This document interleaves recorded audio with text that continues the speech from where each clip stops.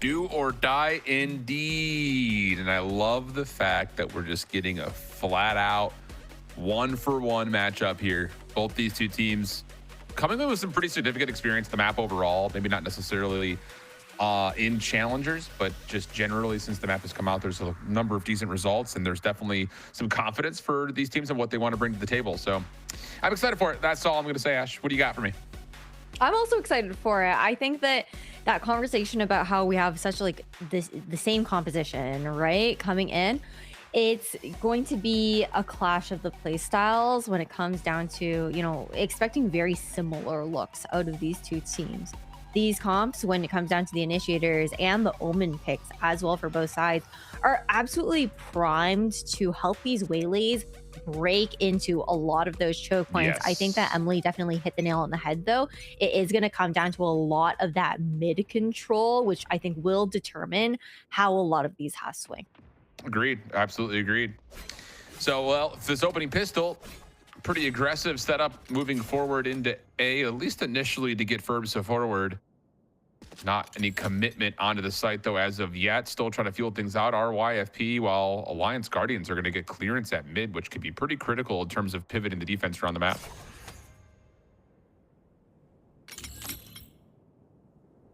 They're just seeing if AXG is going to give them anything, but the patience that they have right now and understanding how they want to go, you know, for more of these retake plays.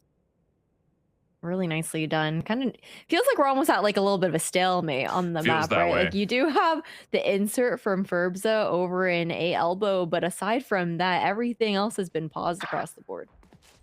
Well, first blood does come through over onto A. It is traded back, so that doesn't necessarily give a guarantee that YFP will follow behind that, but the smoke being placed at B actually has Guardians thinking it's going to be a B hit, so opportunity for a free A hit to come out. And not just hit, but plant behind that. Plus, you still have Jack rotating around mid. So, small advantage here for YFP on the post plant. Just comes down to who wins the pistol fights here for AXG on the way back in. Like this mid walk coming in from Riker at the very least, able to spot one out. But look at that positioning from Jack. This late wrap towards mid is pretty crazy on that timing. Ooh, and little bait and switch on the corner. Does clean up the middle of the map. Atlas responds though on top of the site, puts some pressure on YP to make sure the spike is not in a defusable position. 2v3 situation. Bodyguarding this play is slammed for now. Paranoia is out. Poseidon on for the defuse. And the tags are in. The shots not fully landing, but enough space to allow the defuse to come through just before Jack can find the final shot to land and AXG take the opener. Don't forget. Really nicely done there. Both teams just giving so much respect and anticipation of some sort of aggression from either side in that pistol round. But with that spike being secured and all the picks that did come through on the side of Alliance Guardians, we do have that stinger buy impending coming out from them. This is one of those, you know, high risk, high reward plays, right? It either goes right for Alliance Guardians to go and, you know, go for that buy up. Otherwise, you're looking at a round 3 where they should have the advantage and they no longer do when it does come down to that weaponry. So curious to see what the approach is going to look like in that kind of regard, and the opener into YFP's hands. Response though for Atlas is perfect, getting 2. Stallion in a really good spot to possibly respond with 2 of his own, but Atlas instead gets the trade, and then Slammed will put the round away with the judge on the unexpected corner. So a couple of kills come through, but largely speaking, the weapons that will be collected, the Outlaw, the Judge, Spectre, sure, whatever, but those 2 in particular, oh, there we go. Those will be really significant tools here for the bonus for Alliance Guardians. Pretty comfortable. YFP will be stuck onto sheriffs across the board that we saw from this team. Nice attempts at the trades to come in at the very least there, but I think just going for that burst play wasn't going to pan out inside on the favor of YFP, considering the crossfires that were being held there. Well, Snarly will get 1 here. A couple of shots from the Sheriffs chipping some damage in, but not enough to really make any moves to winning back mid-map here for YFP. So Alliance Guardians in a really strong spot to start this off this half. Atlas once again finding more connections early. Already almost at a null command through 3 rounds of action. Spike looking like it should be planted here. Darkus going to commit for it. Jack looking for some damage off the shock darts, not able to bounce him into position. But Ferb's up top, turns this to a 3v3, a bit cluttery on the site. Riker trying to hold down with the scope, 1v1. He is at half health though. Gonna put the pressure onto on the spike, but Ferbza, who was on the retreat, backs on up, finds 4 in the round, plus the clutch to get YFP a saved round. Massive round for YFP to be picking up, considering that buy situation that we had talked about, them being in. That operator now being online here for Ferbza as well, anticipating, again, that defender-sided aggression out from Riker on the other side, I'm sure. I mean, we saw, you know, a little bit of the conversation when it comes down to that mid control, I think, come to fruition in that round too, when it came down to, like, you know, a bit of that spam damage that Snarly was able to do on the Vandal alone. Wow. It's a great pick. It sure is, because not only do you get that 5v4 advantage in a pretty key early round, but it also gives you the convergent paths to put extra pressure on the defense that may find itself sitting on site. Yeah. So, yeah, even though you only have an op for Ferbza, this does give you the impact on the site that you want. Nice dash out at the very least. Drax very aware of Alice's positioning here. Nice. Great spam to clear him out too. Yeah. But still maintaining this mid control for Riker is massive when you think about cutting off that rotation, maybe going for a bit of a later flank, but YFP are constantly aware of it with how Drax positions. Yeah. Well, the null command fragment has Poseidon in a spot of bother, but still to lock the headshots in. Riker also chasing, but can't find the connection onto Jack. Has the defense now re-swinging this, mostly focusing from entering from the front. YFP setting up their post plant on the backside of B. You need an opener somewhere, and it may be the contact at B-Link to get this kicked off. Stallion versus Riker. And just too much shoulder seen, but Stallion can't lock the shots. So now Riker has provided the opener. Here comes the paranoia from the front. Darkus in some trouble, has the flash to keep him safe to at least get back over towards where the spike is planted, but Poseidon gets the isolation to the 2v3. Tuzi around smoke. Snake bite in front of him. Pressure on the spike, but the spam works out. Follow up also good. Tuzi with the stab. Tuzi with 3, and YFP get us level at 2. Really nicely done. Tuzi pushing through that smoke to ensure that round win there for YFP. Now, Alliance Guardians back into a half buy coming in next. And this was just really great mid clearance, I think, coming out from the YFP side too. Just that understanding of they're trying to break up any type of crossfire, any type of information that was going to be taken by AXG with that mid information alone. Now, what did AXG look to do on this eco round? Well, you can see Ferbza, oh, he's able to see just the top of Snarly's head, I think, there for a moment. Everything else being set up, though, for AXG, trying to win this mid-map. Are we joking, Ferbza? Catches one, a wall, but Snarly, the reposition turns into a swing that may have Riker opened up for a different angle, but cannot lock down the freebie shot, and YFP will hold the numbers in a 4v3. Yeah, Slam's gonna fully have to back off there after the drone looks to re-clear and contest towards A main.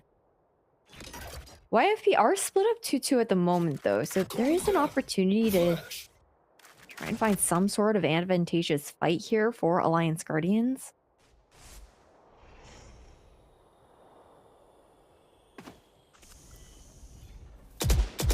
This mid-round call is an important one here for both teams, honestly.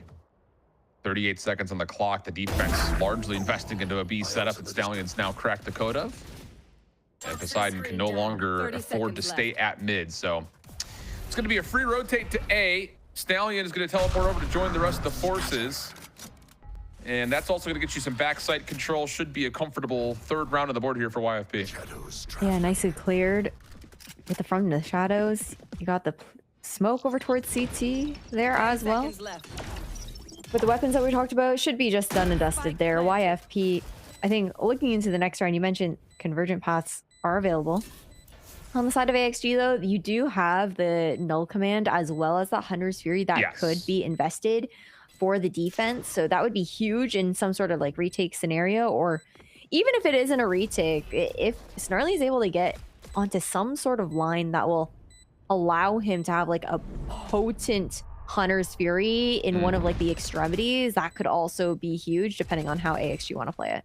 Yeah, I think especially considering that they have shown so much defensive presence at middle, you can still afford to do that. But like you mentioned, also have the ability to connect and hit the choke points on either side of the map with the Hunter's Fury if you want to contest. Otherwise, if you want to invest heavily in the mid and try to play for retake, you get the extra clearance from Hunter's Fury to give you, some entryway back in. So lots of opportunities. Comes down to the discussion of what you want to do here if you're Alliance Guardians. Having dropped the last 3 in a row, you also have an Odin and an Operator being pulled into this. So there's a lot of firepower on the table here for the defense. Yeah, that Odin, I think that's where things get a little bit more daunting towards mid. We've seen just like the spams that you can connect with the LMG through those paper thin walls and like denying any sort of push that those mid attacker players might want to do through the smoke. Kind of curious that on the topic of conversation with the Hunter's Fury too, it could be a really nice response up against a convergent paths as well, trying to delay that push out from YFP. I'm sure it's a bit of the conversation of how I actually want to approach this round here in our first time out of Corrode.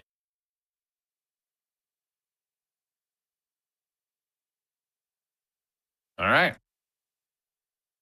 Well, let's see where exactly this defense defaults to setting up at. Because I feel like in certain regards, you just kind of base it not off the Hunter's Fury, but off of the Odin Operator. And then you've got a bailout tool in the form of the Hunter's Fury. So will that be the case? Here we go, off the timeout. Focus purely on what the defense wants to do.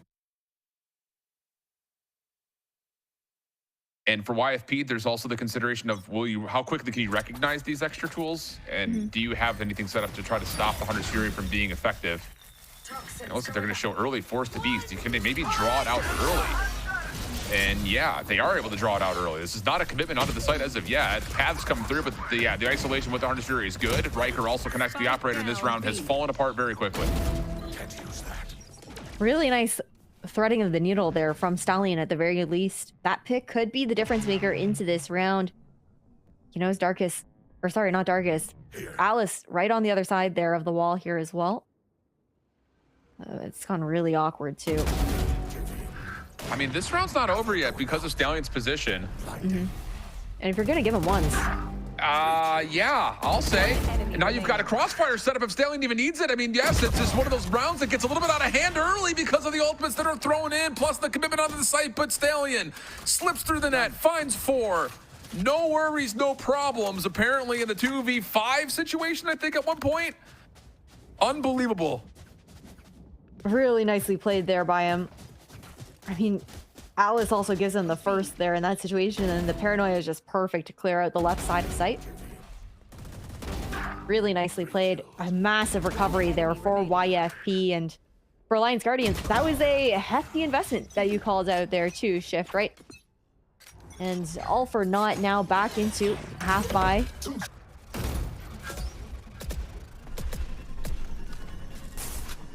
Man. I know it's early in this map, but that feels like a very important round. But Slams, it gets you 1 to get to the 4v4 early, Ash. They do. And again, it's just such good awareness from the players on YFP. Jack is constantly hanging back. Sure, has the Hunter's Fury this time, but also aware of, the holes with that flank, especially with Stallion pushed up so far in spawn. They're anticipating someone going for that wrap, and it just leaves Slammed now. In that 1v4 with the Judge, like, there isn't really anything that he's looking to do. Maybe try and recover some sort of weapon over towards mid and look to save it. But YFP looking, honest, just, again, really in control of this map and how these rounds are playing out. I think it's going to be interesting in this next round to see how AXG try to respond defensively, though. Because, again, their ideas have not been anywhere near bad. Like, even in the round where you see the takeover moment from Stallion, the idea is the right one. The execution was also not poor. It just came down to the response not fully being there because you just don't, you just can't deal with the unexpected, which is Stallion slipping through all of that noise. Yeah.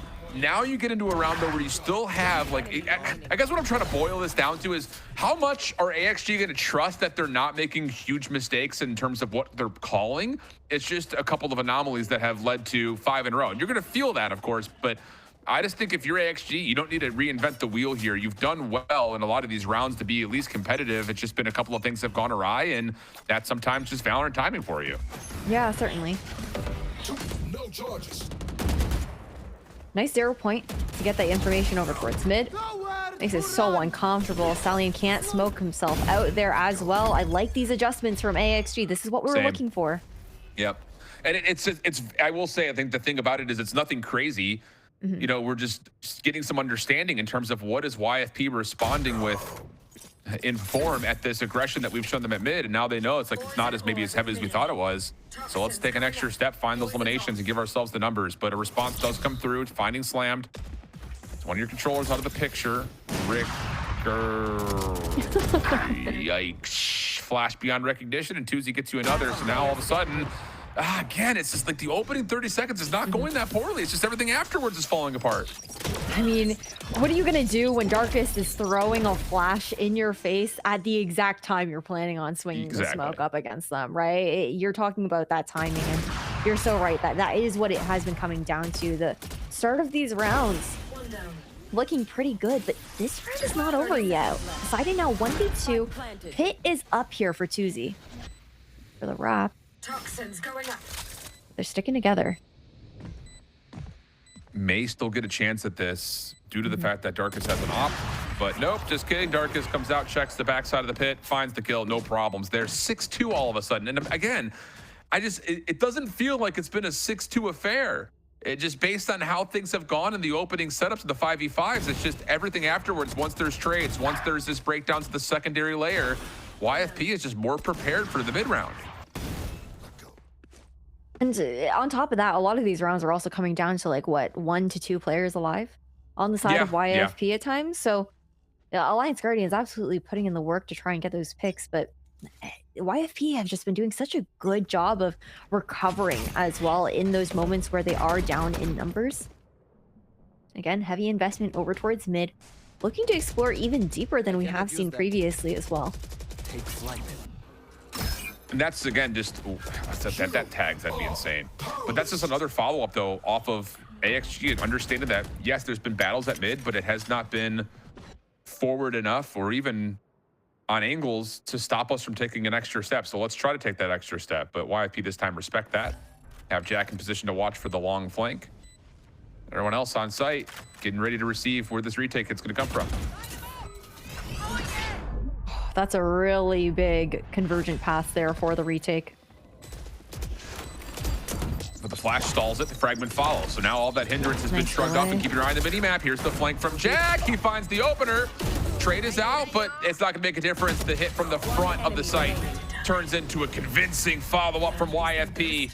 And another one of those moments that as soon as the paths get hit, you have Jack on the aggression saying, all right, if they're going to hit the paths, they're not hitting the flank. Let me just go ahead and go rogue on my own accord, and it works out beautifully. Into round 10 we go, 7-2 YFP in runaway mode. He's just a constant thorn in their sides. Like, Jack, a bit of an unsung hero in that sense, with the fact that, you know, he's been putting in work, being that lurky kind of presence that you don't always expect on that initiator in particular. Like, maybe you think, okay, it's going to be the Viper, but instead, Tuesday, you know, that snakebite has also been so imperative in delaying a lot of those retakes from the chokes, too. No, please. Oh, just pulls the aim a little bit too far up to have a chance at first blood there. But once again, we're just walking onto the corner at A and taking the numbers to the outside of the site. Riker. Shotgun could hit hard from this position. Flashes out. Riker not able to get away. Nice. And that's going to be now numbers with weapons on A.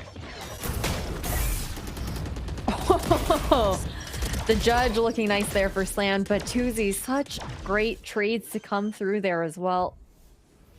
Unfortunately, just short for the teleport there for Slammed. And now, again, I mean, it is an eco round here for Alliance Guardians. I kind of want to see the adjustment over towards mid, we saw a bit of a glimmer of change a couple of rounds ago. I feel like, again, you just got to get that Odin back online and spray that down towards the mid side. Like, lay down that suppressing fire. It's a little bit too comfortable for YFP to try and scale up in those areas. But the other problem with that too, Shift, is there are rounds where YFP, they'll play super far back in mid and not actually end up touching it until that spike's already planted on site.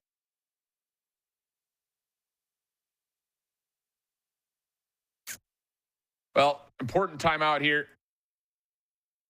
Try to figure things out into, I mean, what has been a half that, again, is just going to feel like we had so many rounds that were winnable in front of us, but now it's, you have to win these last two to even have a chance, if you like, at the map. There's an op on the other side. Paths are almost going to be, there will be up, you would think, by round 12. You're going to get a null command for sure, but it just feels like we just need to be better in the mid-round. Like, that just seems like what the conversation has to be here for AXG in these last two. I'd like to see them try and deal with Jack a little bit more, I think, as well. Like, in those post plans, the information that he's able to get on the flank watch and then the late backstabs, I think, has just been such a big key to YFP's success. On top of the fact that, you know, they're absolutely fragging out on those site hits. Like, I feel like we go swapped Tuesday's POV and he's getting like a 2K almost every single round.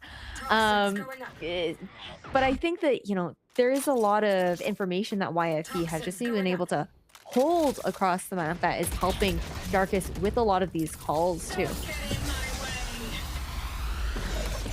Well, hits up first. And Ferbsa trying to get aggressive to take away that space. Doesn't work out, and Snarly will get the spray down at mid that you were calling for.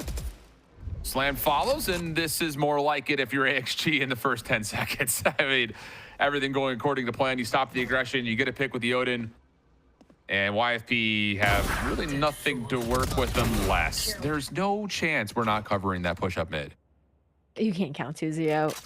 He's such like an impactful player.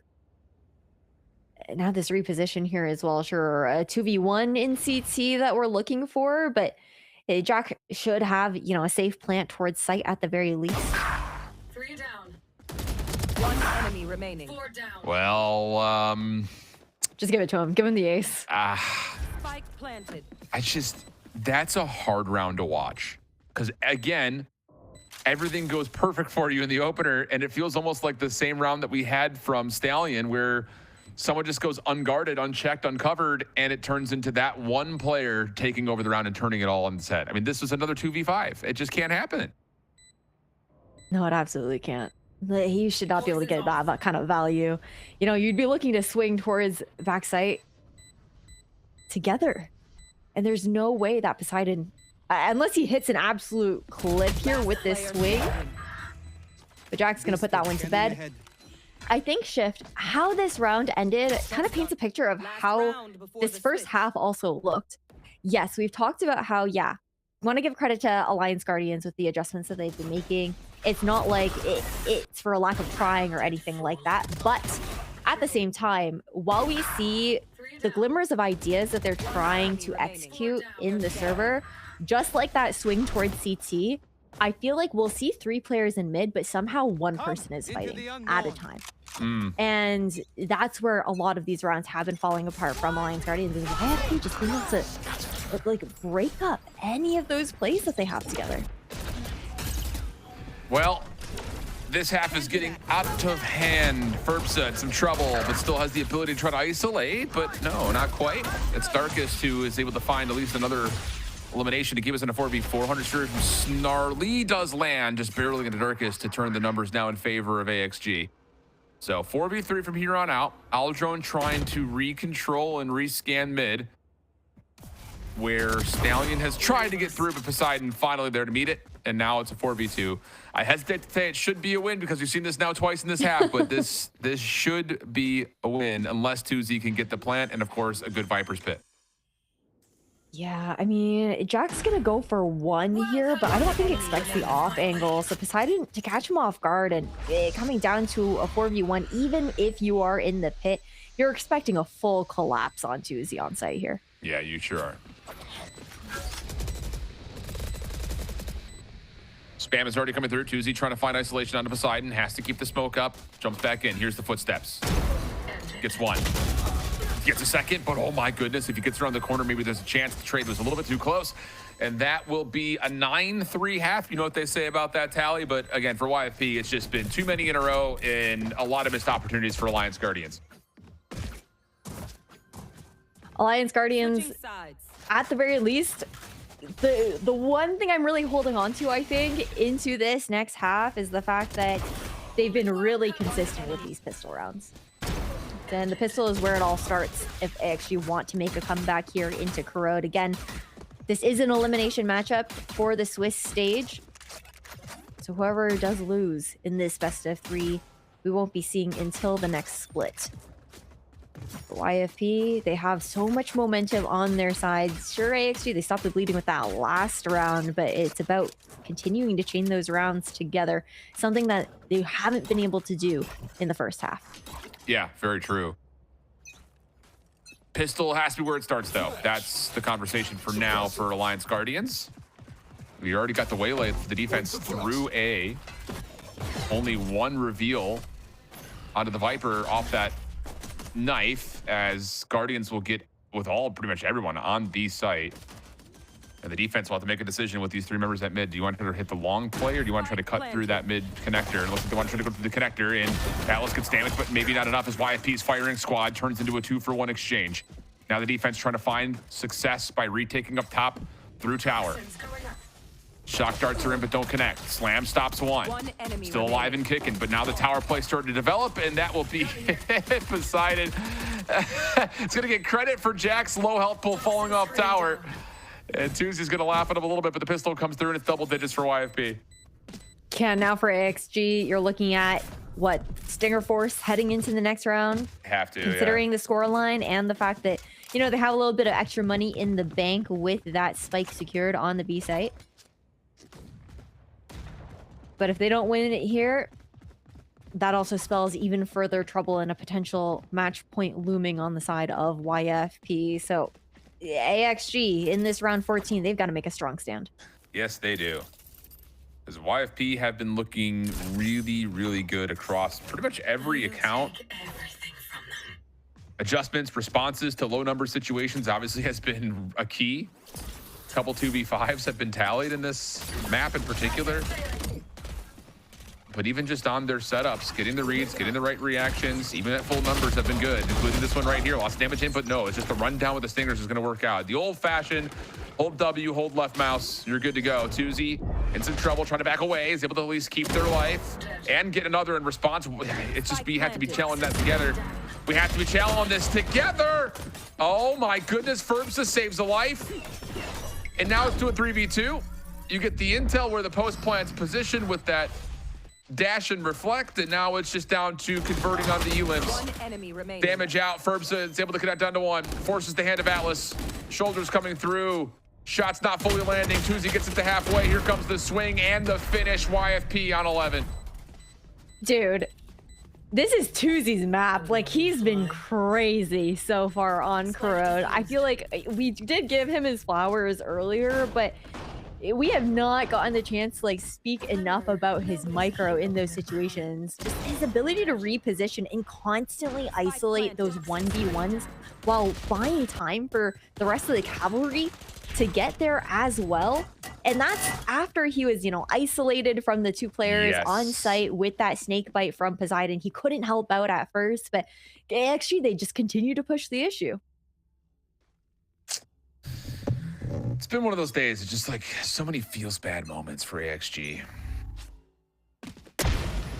And now you've got the ability for Jack to take over with the Outlaw. Is able to tag 2. Doesn't get the elimination somehow. A couple of toe tags. Damage. But Ferbsa, trigger discipline. Don't let your teammate die. Okay, I was about to say, I understand that we're trying to find a second, but a little vulnerable right there for a moment with Stallion, but the kill comes through, and now it's a 5v4 by total number, but the health pools being as low as they are means that things like fragments can be huge, and it looks like it should be a pretty casual match point to be earned here for YFP. And yeah, that little snap onto Snarly should pretty much confirm it. Poseidon stuck in the corner at A. Nowhere to go from here. Has to fight his way out of a corner, and there's just no chance. Wow, this has been dominant from YFP.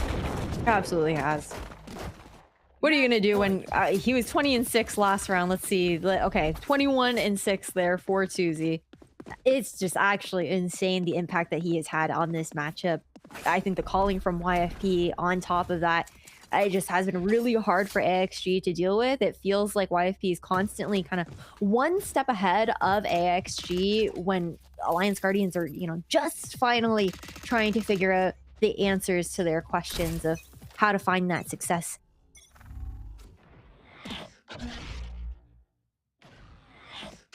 Could this be the moment for YFP?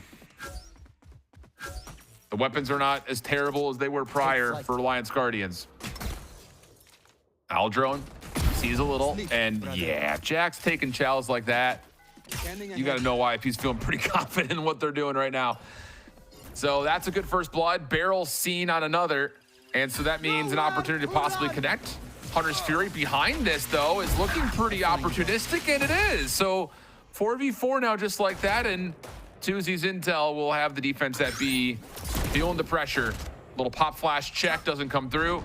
Opportunity to convert, but no. Timing again on the execute, not perfect. Darkest will find one from the top side of B tower, and the fragment is perfect. Tuzi gets more. Darkest the last. YFP clean up the series, 13-3 in map 2.